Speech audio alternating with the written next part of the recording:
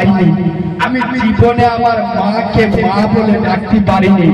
একদম এই কথাটা আমি হঠাৎ কেন তুললাম আপনাদের বোঝানোর জন্য। জলসা করে বাড়ি যায় রাত 2-3টে, আপনারা অবাক হয়ে যাবে। আমেরিকা, দুবাই, কুয়েত, কাতার, বাহরাইন, অস্ট্রেলিয়া আমার নেটে ফোন করে, ভাই আমরা বাঙালি মানুষ কাজের সূত্রে এখানে থাকি, কিন্তু আপনার বক্তব্য না শুনে আমরা ঘুমাই না।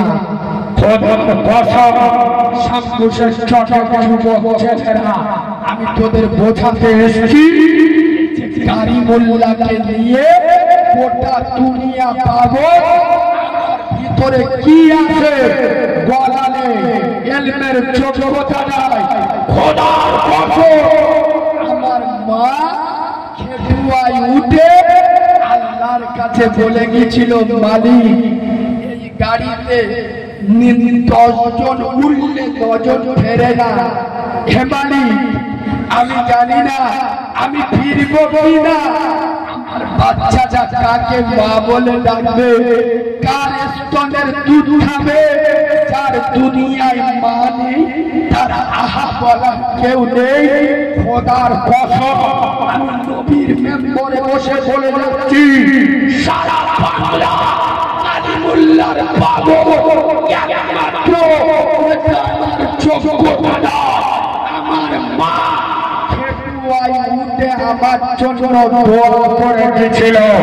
খোদার কসম যার জমি ভালো তার ফসল ভালো, সুবহানাল্লাহ বলো। আরে একটা কথা বলবো,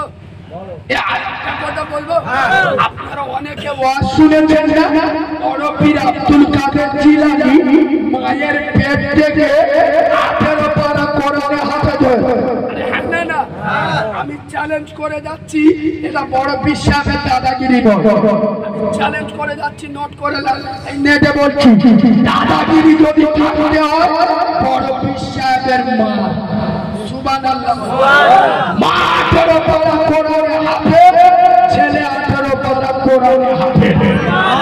আমাদের মারা ইনশাআল্লাহ 18টা হিন্দি গানের হাতে। বড় পীর সাহেবের মা বাচ্চা যখন দুধ খাওয়ার জন্য হালচাল করতো, ছুটে গিয়ে উজু করে আসতো, আর স্তনটা বড় পীর সাহেবের মুখে দিত। বড় পীর সাহেব যখন দুধ খেত, বড় পীর সাহেবের মা আমার নবী মুস্তাফার উপরে দরুদ পড়তো।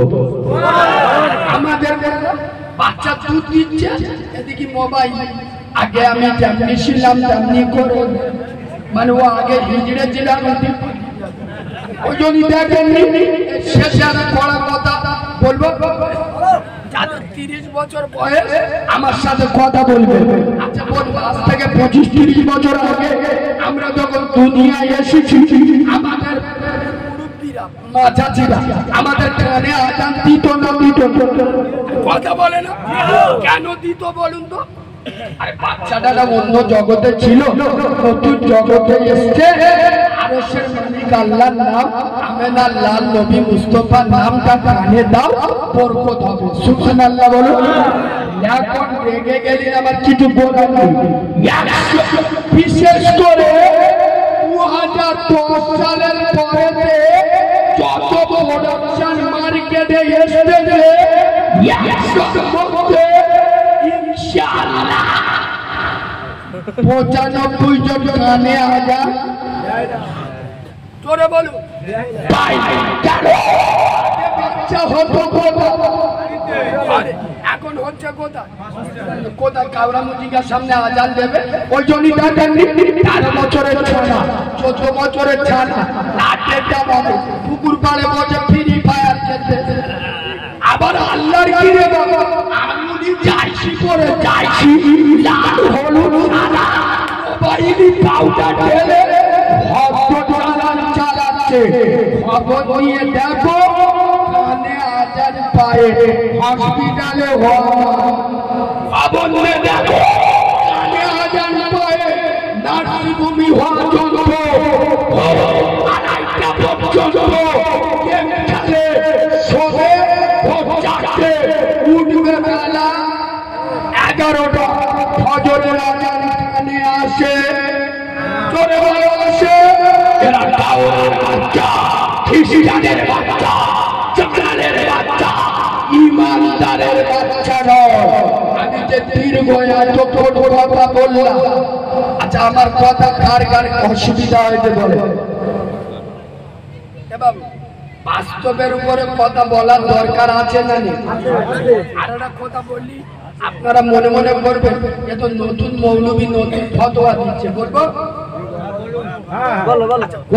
যদি মদ খায় কি খায়, আরে প্রকাশ্য হাত করে দিনের আলোতে যদি মদ খেয়ে যায়, যে যত গরিব হোক আর ভিখারি হোক ওর মেয়েকে ওর সাথে বিয়ে দেবে কেন দেবে না?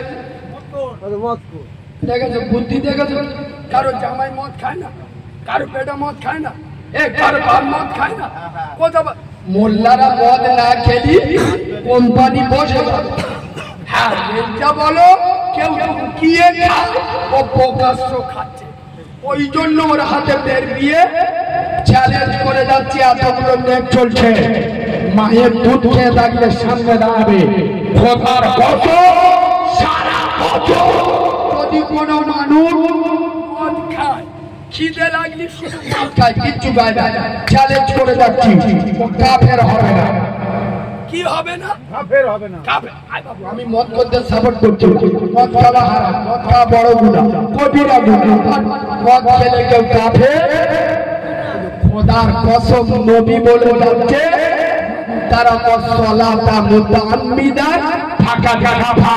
কোন মুসলমানের বাচ্চা ব্যক্তিগত নামাজ ইচ্ছা করে ছেড়ে দেয়, ইনকার করে, ও কাফের হয়ে যায়। বড় মুসলমানের বাচ্চা প্রকাশ্য মদ করে হাতে মেয়ে বিয়ে দিলে না, যে মদ খেলে কাফের হয় না। প্রকাশ্য বেনামাজির হাতে মেয়েকে কি করে বিয়ে দিলে? গরিব হোক ভিখারি হোক, আপনার নামাজি ছেলেদেরকে মেয়ে বিয়ে দেন, যে আল্লাহর হক আদায় করে সে আপনার মেয়ের হক আদায় করবে। আর একটু বলবো না ছেড়ে দেবে? সবাই বললি তবে বলবো না, পিছনের লোকেরা কি বলছে? আর একটু বলবো না ছেড়ে দেবো? তাহলে একটা তকবীর দেন, আর এই তাকবীর, আরো জোরে তাকবীর। আমি ওয়াজ করব, আমার এখন সময় বাকি আছে বাবু। তবে আমি আপনাদের বললো আমি একজন এতিম বাচ্চা। আমি যেদিন হয়েছি আমার মা মরে গেছে, খোদার কসম। কি হলো?